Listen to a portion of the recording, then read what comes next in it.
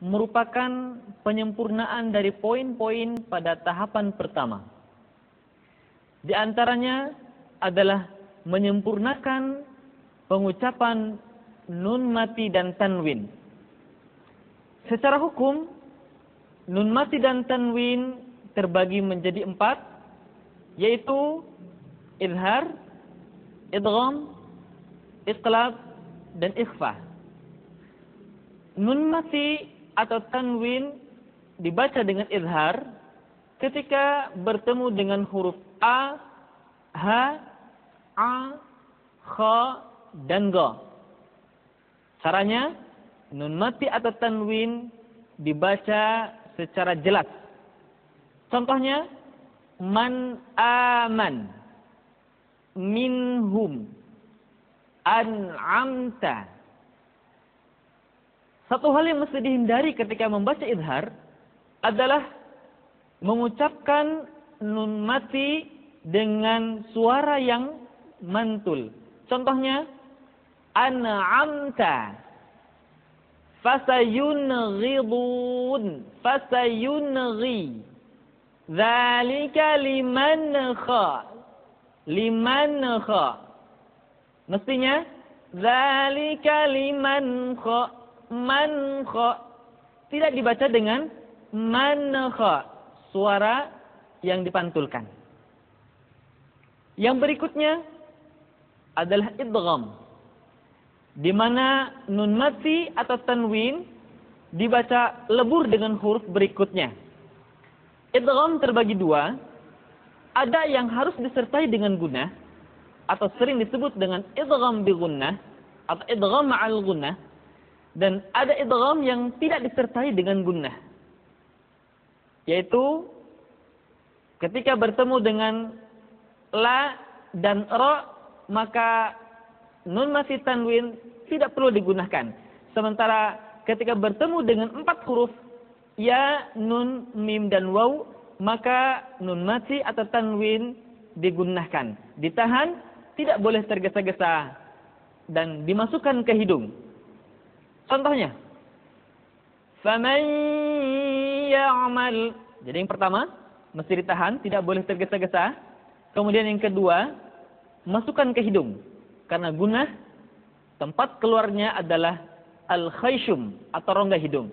Jadi tidak dibaca seperti ini. Faman ya'mal, faman ya'. Sudah betul ditahan, tetapi satu kekurangannya, tidak masuk ke hidung. Faman ya'mal. Mestinya, faman ya'mal mithqala dzarratin khairan.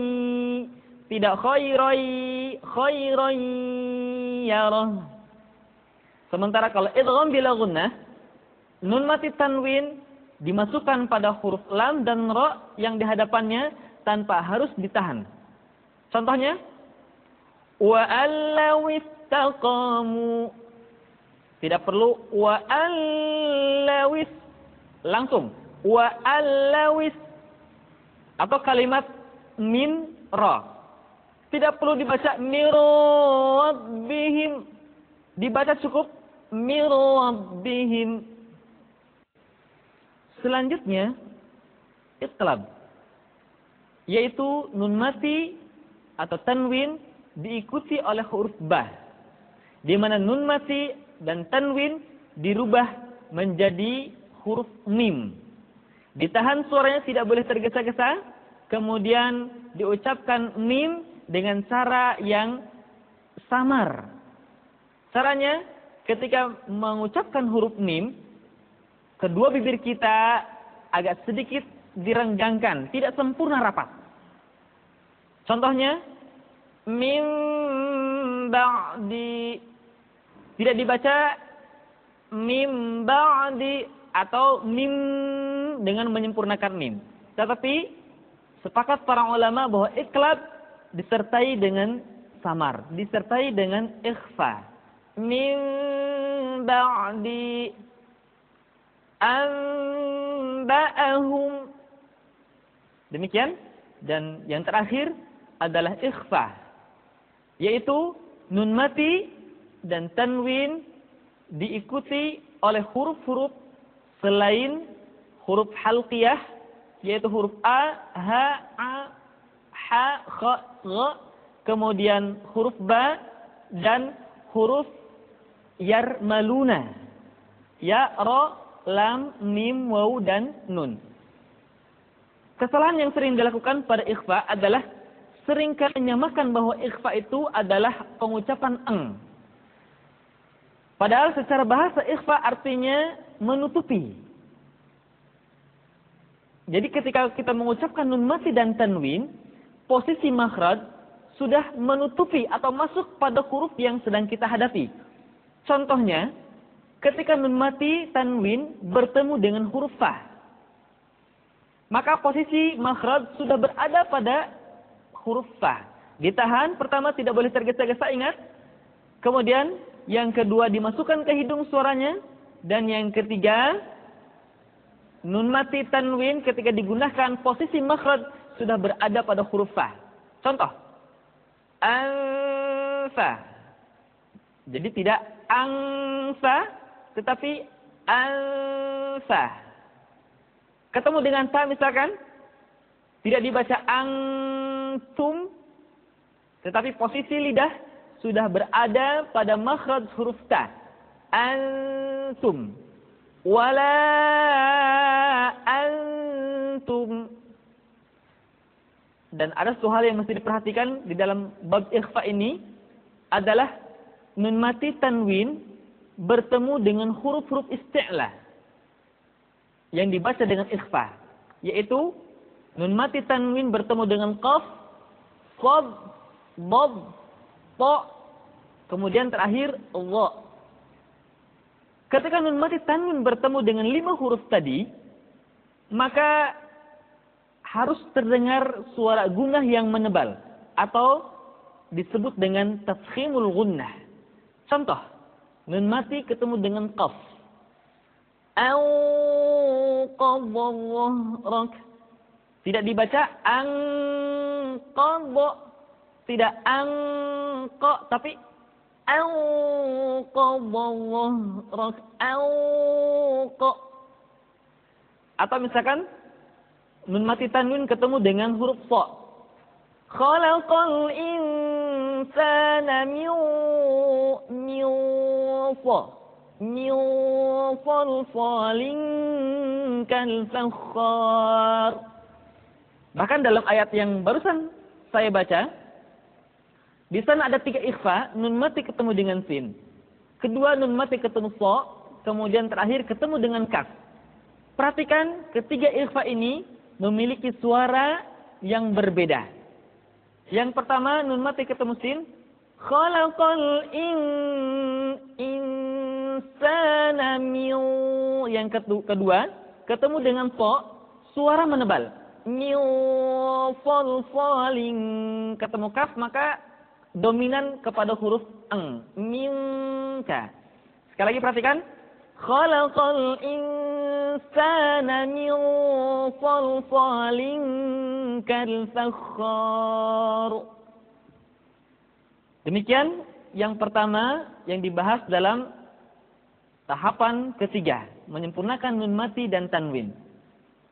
Selanjutnya adalah menyempurnakan pengucapan mim mati. Terutama saya tekankan pada mim mati bertemu dengan ba. Atau di dalam ilmu tajwid disebut dengan ikhfa syafawi. Ikhfa syafawi adalah mim mati yang diikuti oleh huruf ba. Kalau pertama, dalam tahapan pertama, satu hal yang mesti dikuasai adalah tahan suara, tidak boleh tergesa-gesa. Maka pada tahapan ini, mim mati bertemu dengan ba bukan saja mesti ditahan dan dimasukkan ke rongga hidung, akan tetapi mim mati bertemu dengan ba mesti dibaca dengan sempurna. Caranya, kita baca mim dengan suara yang samar. Caranya, kedua bibir kita direnggangkan, tidak sampai rapat secara sempurna. Contoh, tarmihim bihijarah. Tidak dibaca tarmihim bi. Mestinya tarmihim bi. Atau ayat yang lain misalkan, alam ya'lam bi anna Allah yara. Tidak dibaca alam ya'lam, lam bibirnya rapat, akan tapi direnggangkan, alam ya'lam bi anna Allah yara. Itu hal yang penting diperhatikan di dalam mim mati, yaitu mim mati bertemu dengan ba. Selanjutnya adalah bahasan idgham. Pada kesempatan ini saya tidak akan membahas secara keseluruhan tentang idgham. Akan tetapi saya akan coba mempraktekkan beberapa hal yang memang dianggap penting diperhatikan oleh kaum muslimin semuanya. Yang pertama adalah idghamnya huruf to ke dalam huruf ta.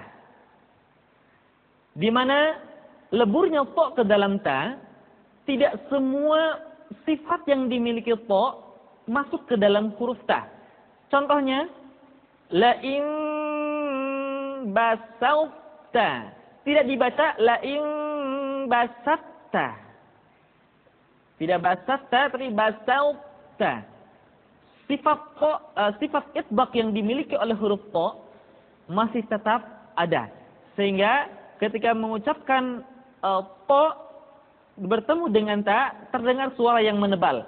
Basauta.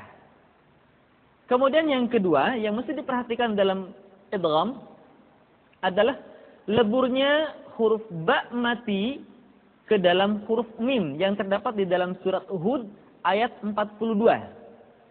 Ayatnya berbunyi, irkab ma'ana. Dibaca tidak irkam ma'ana, tetapi irkam ma'ana. Disertai dengan gunah, ditahan, tidak boleh tergesa-gesa. Selanjutnya, penyempurnaan pada tanda-tanda panjang. Atau dalam ilmu tajwid, ada satu bab yang disebut dengan ahkamul mad. Hadirin yang dimuliakan Allah Subhanahu wa taala, pada kesempatan ini saya tidak akan membahas secara teori tentang ahkamul mad.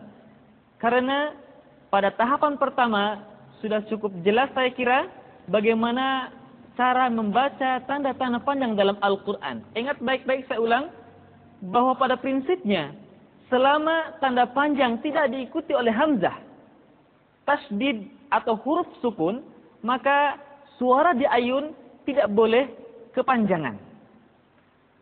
Sebaliknya, ketika kita menemukan tanda panjang diikuti oleh hamzah, tasdid atau huruf sukun atau disukunkan, maka suara panjang melebihi kadar 2 harokat. Tentang ukuran-ukuran harokat ketika bertemu dengan huruf hamzah tasdid sukun, silakan hadirin kaum muslimin membuka buku yang telah kami susun untuk membantu kaum muslimin mempermudah mempelajari Al-Quran. Pada kesempatan ini saya akan menyampaikan satu poin saja, yaitu tentang mad lazim harfi, di mana huruf mad atau tanda panjang bertemu dengan huruf-huruf sukun di dalam huruf yang sering kita temukan di dalam awal-awal surat atau sering disebut dengan huruful muqatta'ah. Seperti misalkan di dalam surat Al-Baqarah ayat pertama, kita akan menemukan ada satu ayat yang terdiri dari rangkaian huruf. Ada alif, ada lam, ada mim. Itu yang dimaksud dengan huruf muqatta'ah. Ada beberapa kaidah yang mesti diperhatikan ketika kita membaca huruf-huruf muqatta'ah. Yang pertama, baca sesuai dengan nama huruf. Misalkan alif, lam, tidak boleh dibaca la. Mim, tidak boleh dibaca ma. Qaf, tidak dibaca dengan qa. Atau qad, tidak dibaca dengan ta. Atau nun, tidak dibaca na, tapi dibaca nun.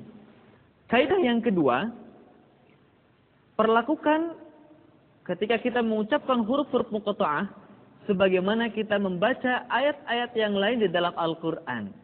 Di sana berlaku hukum mad. Kalau ada tanda panjang diikuti oleh huruf sukun dan tasydid, maka suara kita menjadi panjang. Yang kedua, kalau ada nun mati diikuti oleh huruf ikhfa, maka suaranya pun diikhfakan. Atau ketemu huruf-huruf yang mesti diidghamkan, maka mesti diidghamkan. Contohnya alif, lam, dan mim. Yang pertama dibaca alif. Alif, kemudian lam dibaca panjang, la selama 6 harokat. Kemudian mim dibaca ditahan, tidak boleh tergesa-gesa, karena setelah mim mati diikuti oleh huruf mim, sehingga berlaku hukum idgham. Lam,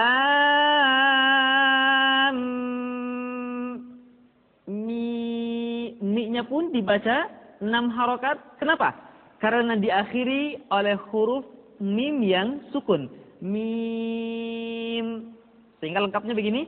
Alif, lam, mim. Contoh lain misalkan ketika kita membaca surat Maryam ayat pertama. Di sana tertulis huruf kaf, ha, ya, ain, serta sod. Ingat tadi kaidah pertama, baca sesuai dengan nama huruf. Kemudian bila perlu dipanjangkan karena menemukan huruf sukun atau tasydid, panjangkan 6 harokat.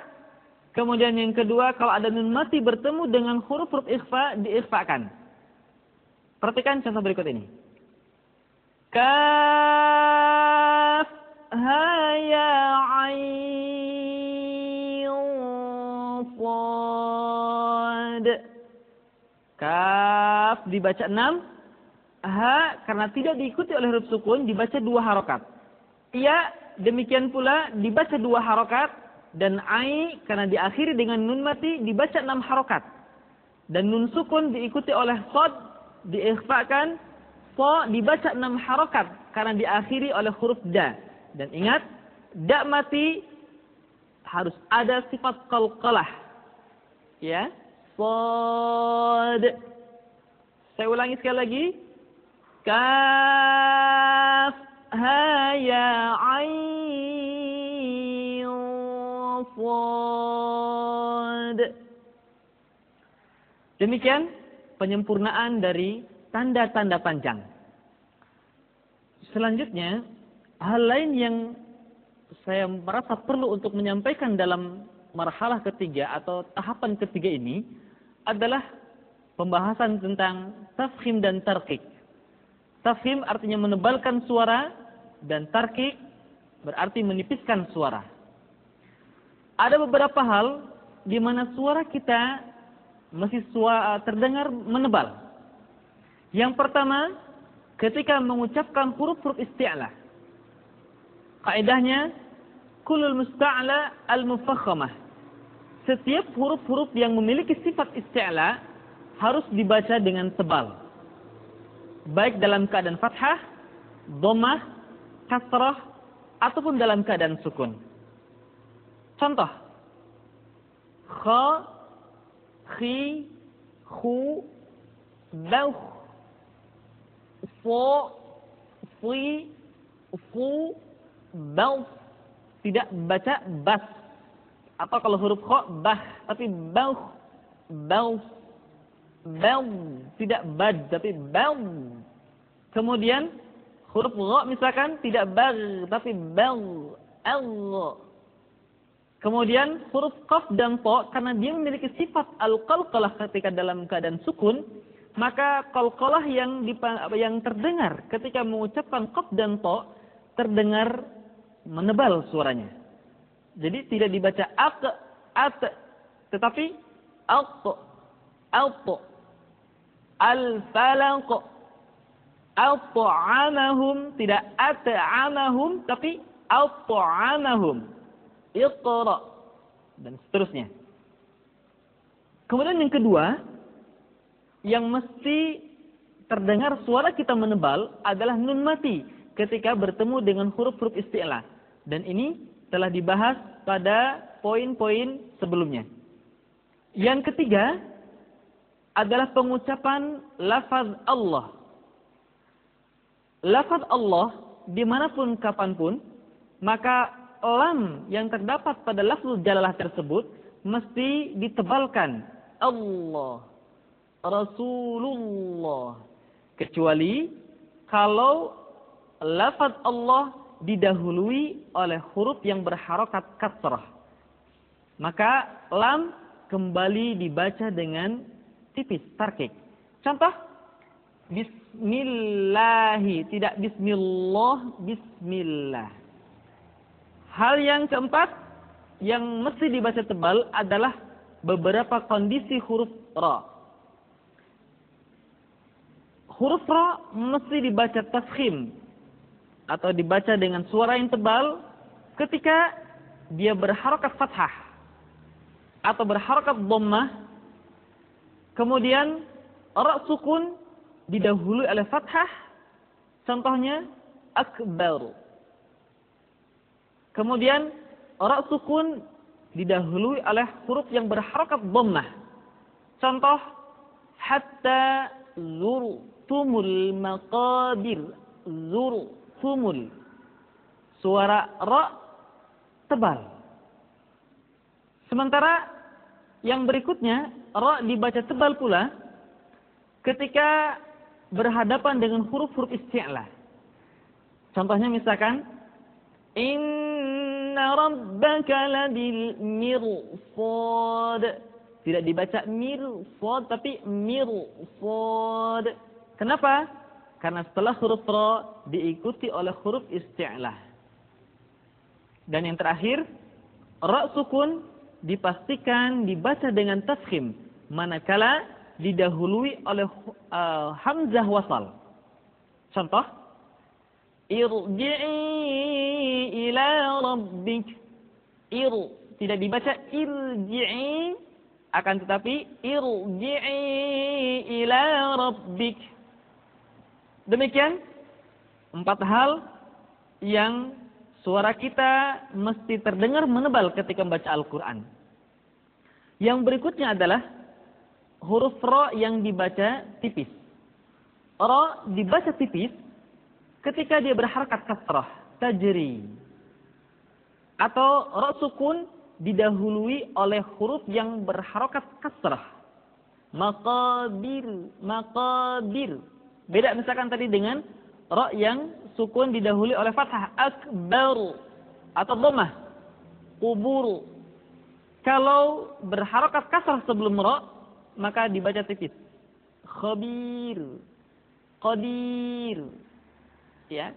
Termasuk yang berikutnya adalah ra dibaca dengan tipis ketika didahului oleh huruf ya yang sukun. Contohnya al-khair, al-khair. Demikian beberapa hal penting yang mesti saya sampaikan pada kesempatan ini di dalam VCD ini.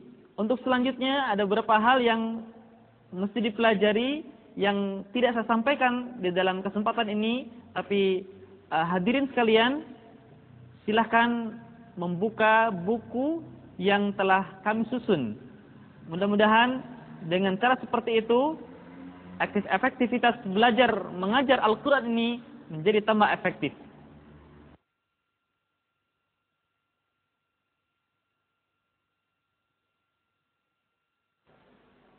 Selanjutnya adalah tahapan keempat, tahapan terakhir di dalam program tahsin kita ini. Di dalam tahapan keempat, kita akan membahas beberapa ayat di dalam Al-Quran yang tidak bisa dibaca kecuali dipelajari secara bertalaqi, berhadapan langsung atau melihat secara langsung bagaimana seseorang atau guru kita mengucapkannya. Di antara hal-hal penting di dalam ayat gharibah, yang pertama adalah saktah. Saktah adalah berhenti sejenak ketika kita membaca Al-Quran tanpa bernafas selama 2 harokat. Ada 4 tempat di dalam Al-Quran yang mesti disaktah. Yang pertama adalah surat Al-Kahfi, akhir ayat pertama, awal ayat kedua. Contohnya, walam yaj'al lahu 'iwaja qayyima. Jadi kalimat iwaja dengan qayyima tidak boleh disambung iwajan qayyima. Akan tapi disaktah dulu, berhenti tapi tanpa bernafas. Walam yaj'al lahu 'iwaja qayyima. Itu yang pertama. Yang kedua, di dalam surat Yasin ayat 52. Di kalimat mim marqadina, berhenti tanpa bernafas selama 2 harokat, kemudian disambung kembali. Perhatikan. Qalu ya wailana man ba'atsana mim marqadina. Hadza ma wa'ada rahman. Ketiga, surat Al-Qiyamah ayat 27. Perhatikan berikut ini. Wa qila man raq. Sekali lagi. Wa qila man raq. Dan terakhir adalah surat Al-Mutaffifin ayat 14. Ayat yang berbunyi, kalla bal rana ala qulubihim. Kalimat bal berhenti sejenak, tahan nafasnya selama 2 harokat, kemudian dilanjutkan kembali. Sekali lagi perhatikan. Kalla bal rana ala qulubihim. Itu yang pertama. Dan yang kedua adalah imalah. Terdapat di dalam surat Hud ayat 41.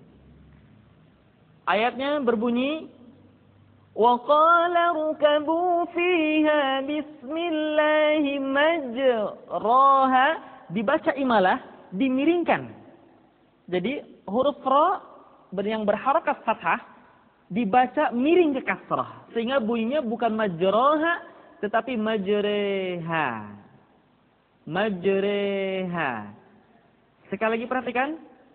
Wa qala rukabu fiha bismillahi majreha wa mursaha. Perhatikan sekali lagi.